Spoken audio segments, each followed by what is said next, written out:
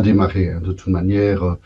Voilà, bonjour à tous. Ceux qui arriveront, ils arriveront en cours. Puis il y a certaines personnes aussi qui verront en replay.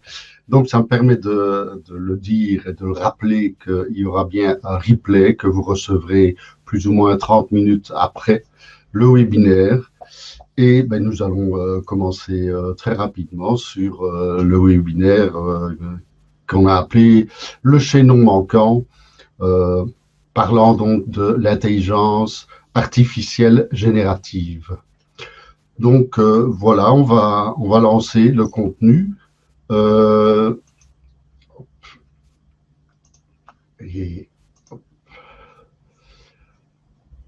Voilà, donc comme je disais, nous allons, c'est une collaboration hein, entre WeWeb et Cities, avec Hugues ici. Ce que nous allons voir aujourd'hui, donc le chaînon manquant, c'est d'abord que nous n'allons pas vous former à l'intelligence artificielle, c'est bien clair. Il y a des cours pour ça, il y a des cours très longs, ça ne se fait pas en quelques minutes. Donc, ne vous attendez pas à tout connaître sur l'intelligence artificielle. Alors, il faut comprendre maintenant que l'IA est partout, donc vous le retrouverez absolument partout. De jour en jour, il y a de nouvelles applications qui arrivent. Alors, il faut aussi se rendre compte que ce n'est qu'un outil. C'est un outil simplement, comme l'était à l'époque Internet. Je me rappelle quand Internet a été lancé, c'était là, on se demandait si les gens allaient encore pouvoir travailler. Ben non, vous avez pu voir que tout s'est bien passé de ce côté-là. On verra aussi comment intégrer l'IA dans sa stratégie marketing. C'est en fait vraiment le but de ce webinaire. Alors, il existe énormément d'outils d'intelligence artificielle, mais aujourd'hui, on n'en parlera que de 2. C'est déjà pas mal. Donc, il faut bien se rendre compte que l'IA, c'est un assistant, comme votre GPS. Quand vous avez un GPS, vous le suivez, mais si votre GPS vous dit de foncer dans le lac, vous ne le ferez pas. Eh bien, c'est exactement la même chose. Vous devez contrôler, c'est vous qui conduisez, c'est comme quand vous avez un jeune assistant, il faut contrôler aussi l'IA. Donc, le chaînon manquant. Alors, pourquoi ce titre? Alors, la première chose, c'est que, évidemment, puisqu'on parle de stratégie marketing digitale, il y a plusieurs axes dans la stratégie marketing digitale. C'est d'abord les médias sociaux. Les médias sociaux, c'est la première chose sans quoi on ne pourrait pas travailler là-dedans. Le processus d'acquisition, c'est ce qui vous permet d'avoir de nouveaux clients, de nouveaux prospects. Et ça, c'est par des landing pages, des pop-up et ainsi de suite. Vous avez le marketing automation qui vous permettait donc de pouvoir envoyer des mails ou d'autres systèmes à vos prospects pour pouvoir travailler avec eux. Et le contenu. Et le contenu, c'était un peu le problème, c'est-à-dire que le contenu, il en fallait tout le temps. Et le gros problème chez pas mal de gens, c'était de concevoir ce contenu. Donc, avant, le contenu ne dépendait que de l'humain.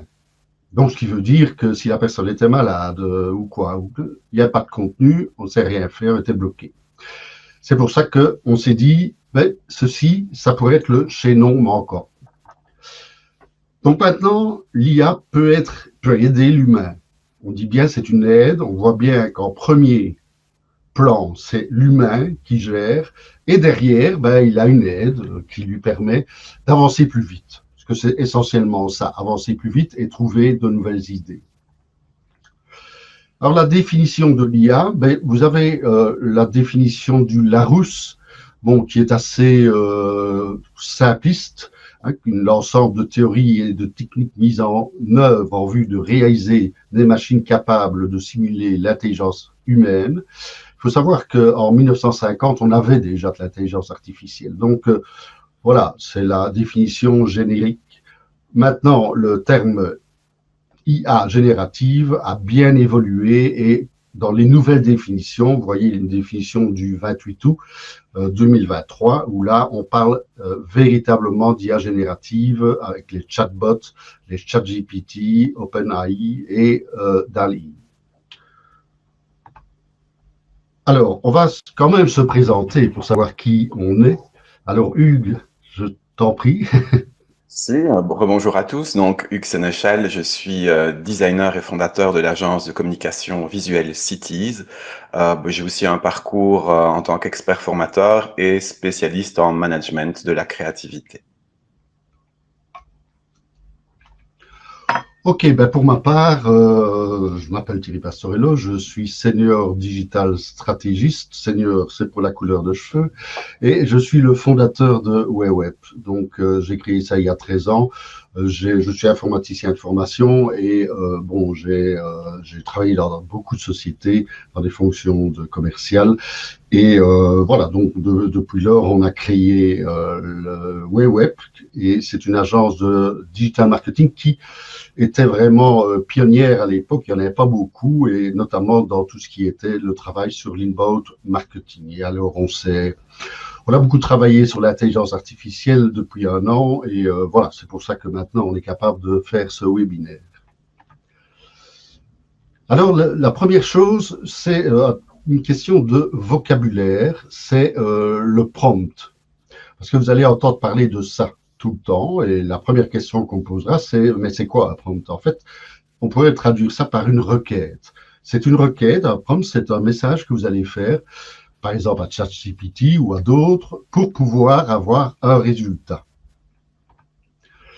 Alors, la structure d'un prompt ChatGPT se compose de plusieurs étapes. Donc, il y a premièrement le rôle, il faut attribuer à ChatGPT un rôle, la tâche qu'il doit faire, l'objectif, le contexte, les étapes, les contraintes, le format et l'aspect technique. Donc, on va revenir à ça de manière un petit peu plus claire.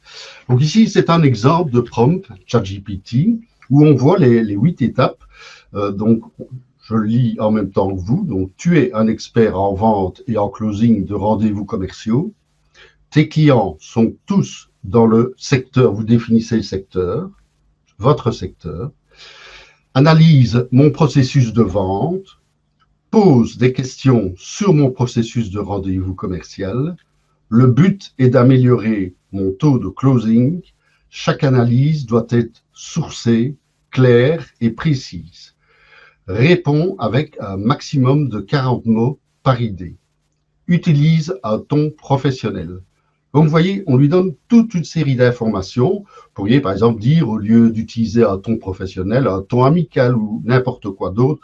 Donc, c'est très, très vaste de ce côté-là. Alors, il faut éviter les erreurs parce que ChatGPT fait pas mal d'erreurs. C'est ce qu'on appelle des hallucinations. C'est pour ça qu'on l'a mis. Bon, pourquoi? Parce que ChatGPT n'aime pas de pas connaître de réponse. Donc, quand il ne la connaît pas, il a tendance à inventer. Donc, il faut vraiment le cadenasser de ce côté-là pour éviter tout problème. Donc, il faut être précis dans toutes les questions, éviter de mélanger évidemment les concepts. Si vous parlez d'un concept, ne commencez pas à parler d'un autre, ça va poser des problèmes. Utiliser des scénarios réalistes.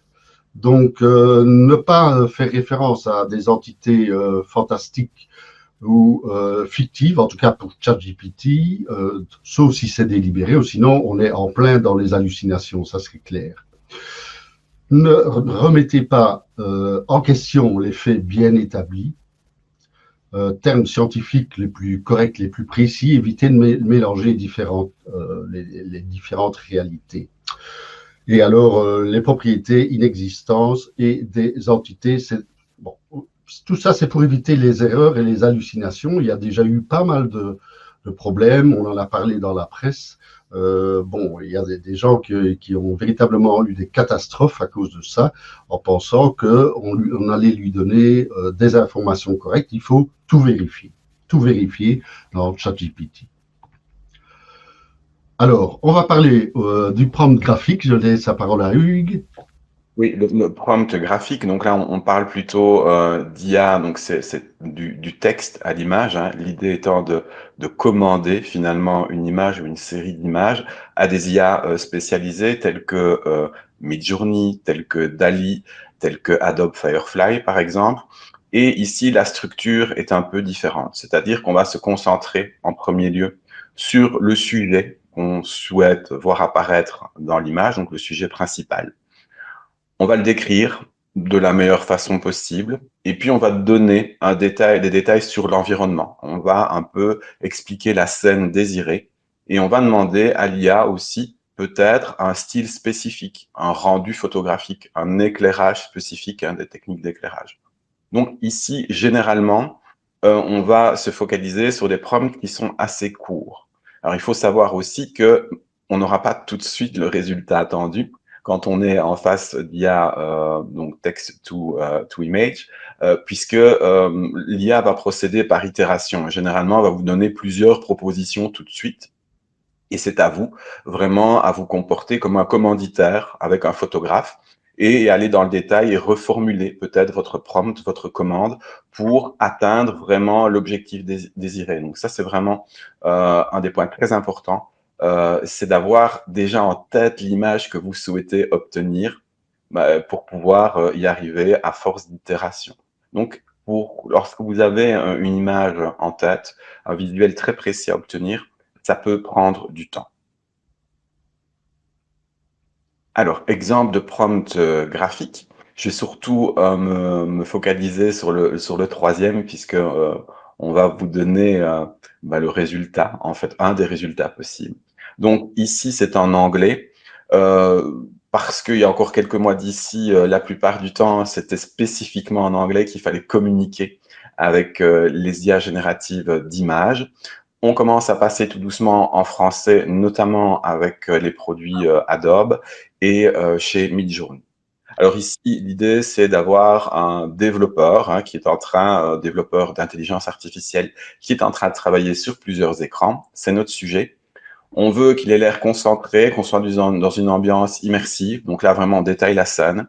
Et puis, on va ajouter tous les détails, tous les styles qu'on souhaiterait obtenir. Ici, on voudrait un rendu tel que l'appareil photo Sony Alpha 1 peut le faire, avec une ambiance d'éclairage bureau, une lumière assez tamisée, candide et un effet photoréalistique.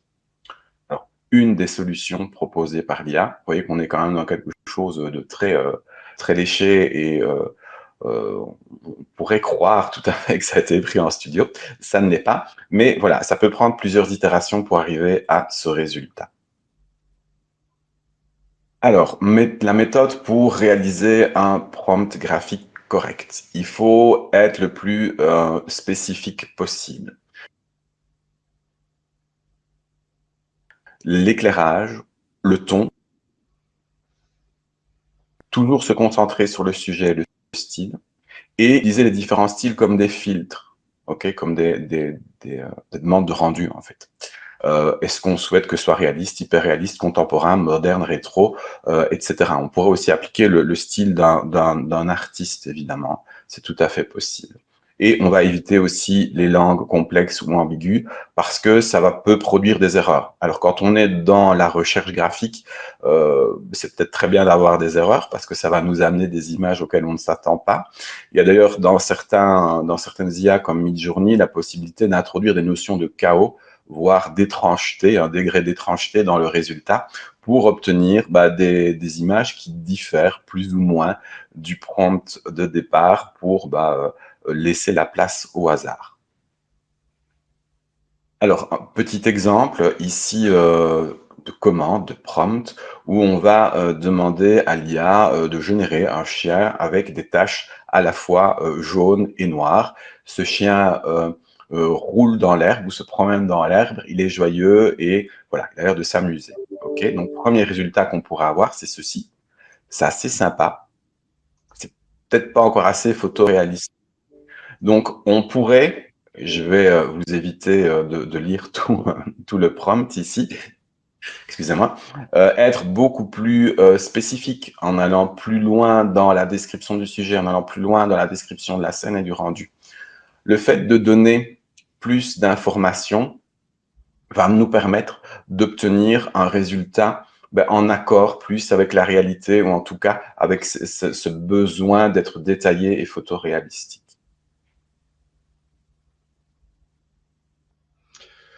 OK, donc on va maintenant passer à un exemple de prompt ChatGPT. Vous allez voir, c'est totalement différent. Donc, vous allez voir comment on réagit avec ChatGPT. Premièrement, ben, depuis très longtemps déjà, on peut le faire en français. Ça ne pose vraiment pas de problème. Et même en français, très approximatif. Vous allez voir, j'ai fait un test ici. Donc, je lui ai demandé d'écrire en français, puisqu'il pourrait l'écrire en plusieurs langues, bien entendu. Et je lui ai donné un rôle. Donc, tu es un spécialiste de l'écriture web.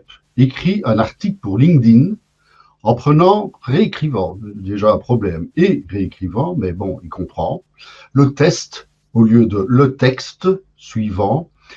Alors, je lui donne le texte. Comment ne pas se laisser inspirer par LinkedIn dès qu'on met un post? Éviter d'aller voir les modifications toutes les 3 minutes. Comment passer au-delà de la volonté d'une gratification rapide? Et répond à la question. Voilà, ça c'est le prompt que je lui donne et il va me répondre ceci dans un premier temps. Voilà, donc voilà, il va me répondre, c'est sa première réponse. Bon, je ne vais pas la relire, hein, mais vous voyez, il continue. Moi, j'en ai mis une toute petite partie, mais c'est beaucoup plus long que ça. Et alors, il y a le terme gratification instantanée qui me gênait, je ne trouvais pas ça beau. Et alors, c'est un chat, donc le chat, donc on peut véritablement discuter avec lui. Et alors, je lui dis, écoute, change de terme, gratification rapide. Et directement, il me dit, OK, et alors, il me rend autre chose, hein, surmonter l'attrait de l'instantanéité, et y compris dans le texte, y compris partout. Donc, il a été modifié, ça. Donc, on sait faire toute une série de modifications, et c'est un véritable chat. C'est-à-dire que là, on discute et on lui demande, par exemple, si je lui disais, mets-moi ça en colonne, mets-moi ça ceci, fais éventuellement, je ne sais pas, un PowerPoint là-dessus. Enfin, tout ça est possible maintenant. Alors, simplement pour vous amuser, je vous ai mis un prompt créateur de prompt. Alors, je ne vais pas décrire tout ce prompt, mais lorsque vous copiez-collez ce prompt et que vous le mettez dans ChatGPT, eh bien, automatiquement, il va faire tout ce qu'on lui a demandé. C'est-à-dire qu'il va s'arrêter, il va vous demander, voilà, dans quel domaine voulez-vous qu'on travaille, et ainsi de suite. Donc, vous aurez l'occasion de lire tout ça. Vous verrez, c'est du français très clair, et il va répondre à toutes ces questions jusqu'au moment où vous allez dire utilisez ce prompt, et alors il va utiliser le prompt complet et modifier, et vous allez avoir l'article que vous vouliez. Voilà, donc ça c'était un petit exemple un peu plus complet que je voulais montrer. Alors, l'intérêt, c'est d'intégrer l'intelligence artificielle dans sa stratégie digitale. Alors, on en a parlé au début. On peut le faire de 3 façons différentes. D'une part, utiliser ChatGPT, donc créer du contenu grâce à une intelligence artificielle. De la création d'images, Hugues vous en a parlé, donc voilà. Et alors, la troisième, je le mets entre guillemets parce que il semblerait donc, il y a des prompts qui permettent d'optimiser le SEO, mais bon, quand on va voir des sociétés vraiment spécialistes dans l'optimisation SEO, et ben, ils disent que c'est pas toujours très correct, très valable, et d'autant plus qu'on n'a pas véritablement le recul. Il faut savoir que le SEO met pas mal de temps pour s'installer. Donc voilà, ici on est à quelques mois seulement de la création dans sa dernière version de ChatGPT. Alors les limites, ben oui, bien sûr, il y a des limites. Bon, tout est basé sur des algorithmes statistiques, donc il n'y a aucune réflexion là derrière. Il n'y a pas un cerveau, hein, donc il faut bien être clair. Bon, il n'y a pas d'intelligence émotionnelle, il manque de bon sens. Je sais pas, Hugues, si tu as d'autres choses à dire. Non, non, on est typiquement dans ce même cadre par rapport aux intelligences text to image, donc du texte à l'image, où on ne connaît pas les algorithmes, hein, donc il y a quand même très peu de transparence. Et il y a toute la question évidemment des droits d'auteur qui se pose, qui n'est pas encore résolue, puisque on détient le droit s'exprime sur la création du prompt, hein, donc la phrase que vous soumettez à l'intelligence artificielle, mais ce qui est généré par l'intelligence artificielle n'est pas protégeable parce que ce n'est pas une création humaine. Et voilà, il faut bien faire attention à cet aspect-là. Donc, on peut tout à fait utiliser ces éléments dans une stratégie de communication, mais on ne peut pas réclamer des droits sur ce qui est proposé dans la stratégie de communication.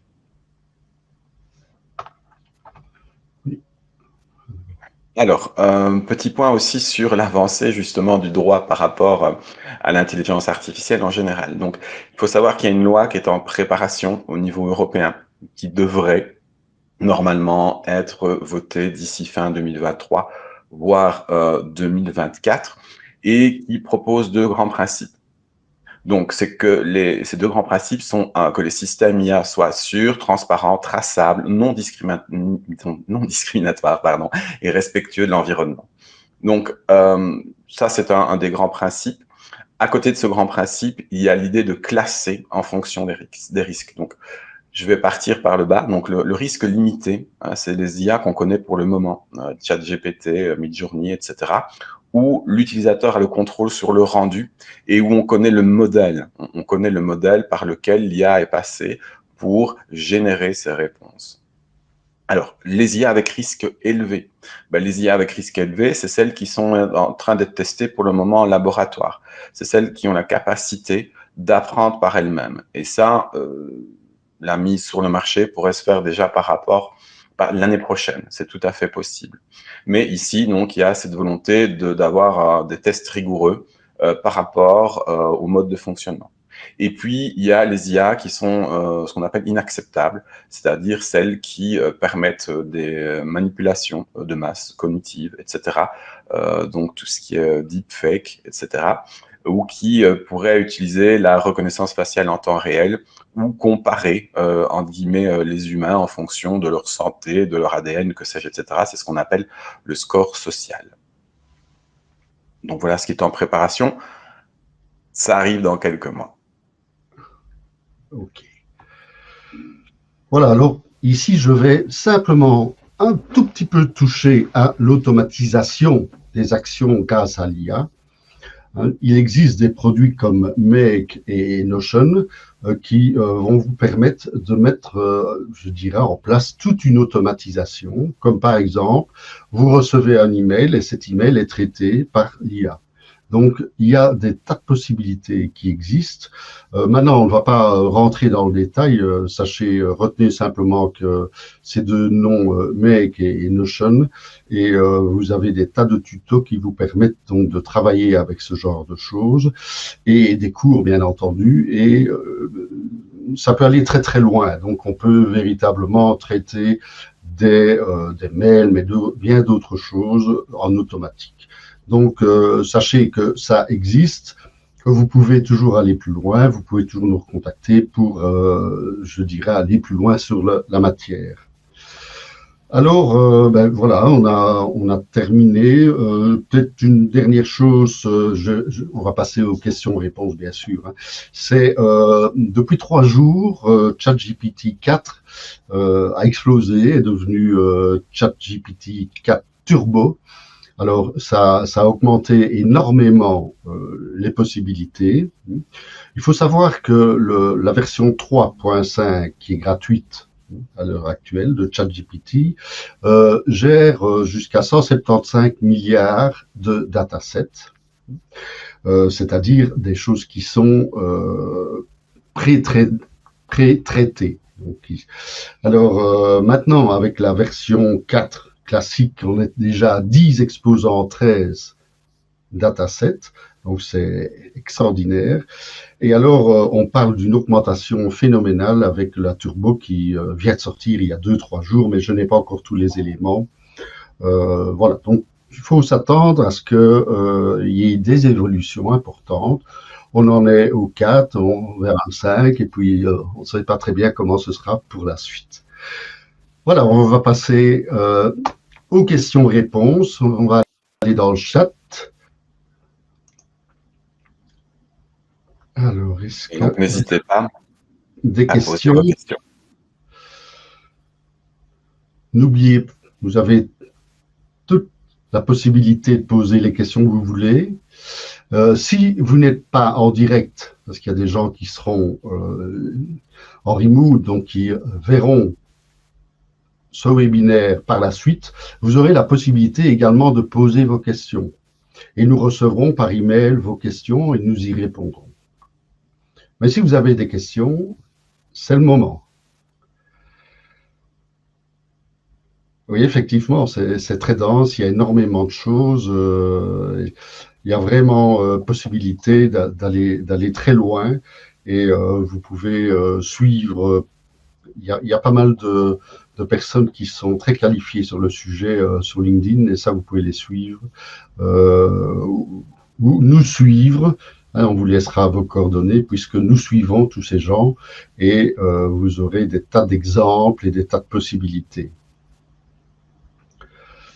Je ne sais pas s'il y aura d'autres questions.